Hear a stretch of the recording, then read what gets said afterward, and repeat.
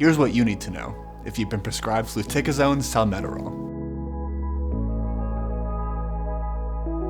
If you have asthma, you may be more sensitive to things in the environment. When you breathe these things in, your airways may become inflamed, swollen, and tight, and there may be extra mucus. This can make it really hard to breathe.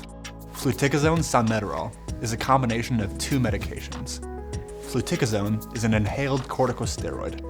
It helps by lowering inflammation and swelling in the lungs. Salmeterol is a long-acting beta agonist. It helps by relaxing muscles in the lungs. Both of these actions can make it easier to breathe and reduce the number and severity of asthma attacks.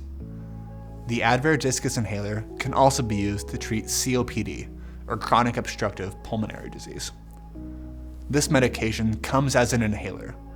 It's not a rescue inhaler, so you don't administer it when you're in the middle of an asthma attack. Instead, you use it twice a day at the same times each day. Your care team will train you on how to use your inhaler. These steps may vary depending on which type of inhaler you have.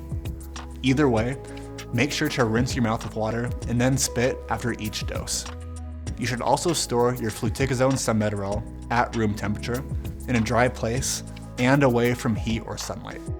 Keep unused inhalers in their original foil pouch. Let your prescriber know if you're using your rescue inhaler more often than usual. This may be a sign that you need a higher dose of Advair to achieve good asthma control. Side effects you may or may not experience may include upper respiratory infections, sore or irritated throat, headache, bronchitis, cough, nausea and vomiting, muscle and bone pain, or hoarseness. Don't be afraid to ask your pharmacist or prescriber about affordability. These days, there are many low-cost ways to get your medication.